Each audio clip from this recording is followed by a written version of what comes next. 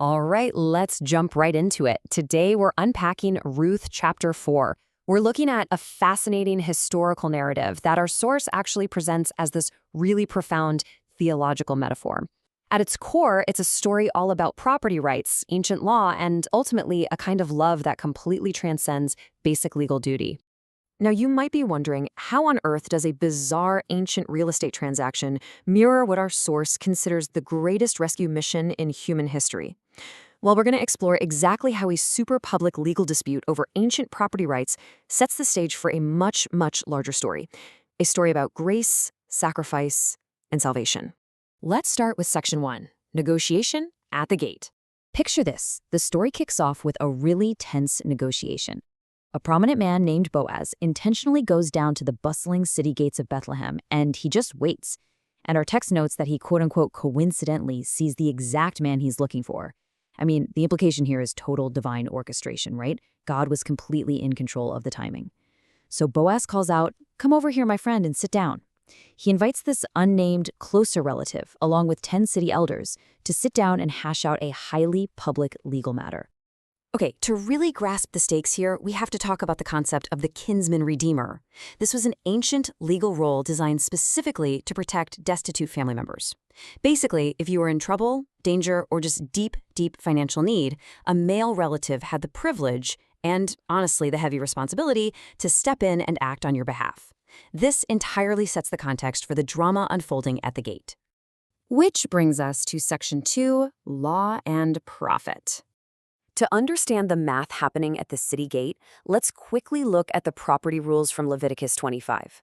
If someone, like the deceased man Elimelech in our story, was forced to sell his land due to extreme poverty, his absolutely closest relative had the first right to buy it back. If nobody bought it back, the land would eventually revert to the original owner's family in what was called the Jubilee year. But in this specific case, Elimelech and his sons are dead. They left behind only his widow Naomi and his daughter-in-law Ruth. And this right here brilliantly illustrates why the unnamed relative initially jumped at the deal but then slammed on the brakes. See, when Boaz first mentions buying the land, it looks like a slam dunk. Buying the land from Naomi means it permanently enters this relative's own family estate. Ka-ching, right? But then Boaz adds a major catch. Whoever buys the land must also marry Ruth, the widowed daughter-in-law. Suddenly, it's a terrible deal for him. Marrying Ruth means the inheritance would go to her future son under Elimelech's name, not his own. This turns a highly lucrative land acquisition into a massive financial drain, tapping his own assets to raise another man's heir. So, what happens next? Section 3, the sandal tradition. When the relative backed down, he had to make it officially binding. So to legally back out of the deal and hand over his redemption rights to Boaz, the unnamed relative actually took off his sandal, literally, in front of the 10 elders and everyone gathered at the gate. By taking off his shoe and handing it to Boaz, it served as the binding legal proof that the transfer of rights was final. But hold on, taking off that sandal carried a really heavy social cost. According to Deuteronomy 25, refusing to help a deceased brother's widow brought severe public shame. It permanently earned that man's family the humiliating title of the House of the Unshod. It was a lasting public mark telling everyone that you put your own personal wealth ahead of your family's survival. Let's break down this relative's ROI calculation here. His mindset was pure, calculated return on investment. His priorities were crystal clear: protect personal assets, abandon his brother's estate, and willingly accept the public shame. From a strict financial perspective, he thought he was making the smart move. He was entirely willing to be known as the unshod man if it meant keeping his bank account totally intact. Moving on to Section 4, Grace Beyond the Law. Now, how Boaz responds to all this completely flips that cold, profit-driven logic right on its head. There's a crucial detail we can't miss. Boaz was actually an older relative. He was a generation above, not a direct peer or brother. This means he had absolutely no strict legal obligation under the law to marry the widow Ruth. He could have just walked away, exactly like the other man did. Yet, he chose to take on this massive financial and personal cost out of pure compassion and grace. He wasn't calculating profit. He was calculating what was right. And Boaz didn't do this quietly either. He confidently calls upon those 10 city elders to officially witness his unhesitating commitment. He declares right there in public that he is buying all the land from Naomi and marrying Ruth. His stated goal? Ensuring that Elimelech's name would not disappear from his hometown.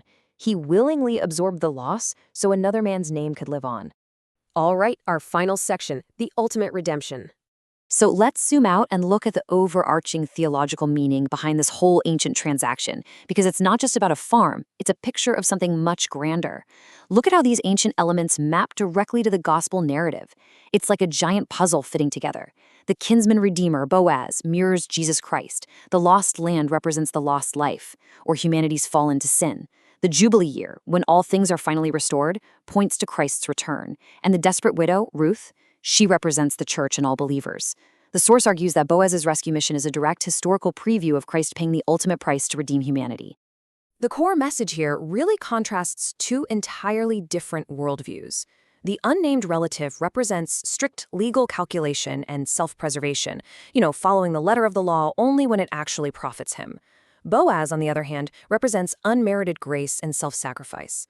Our source connects this beautifully to Romans 6:14, which states that believers are saved by grace, not by living under the strict, cold calculation of the law. Which brings us to this incredibly powerful quote from Matthew 20:28. Just as the Son of Man did not come to be served, but to serve and to give his life as a ransom for many. The source notes that just as Boaz willingly paid a heavy financial price to redeem Ruth when she literally had absolutely nothing to offer him in return, this verse describes Jesus willingly giving his very life as a ransom to redeem believers. True redemption is never free for the Redeemer. It always costs something profound. So, as we wrap up our analysis today, I want to leave you with one final provocative question to chew on. What is the true cost of redemption?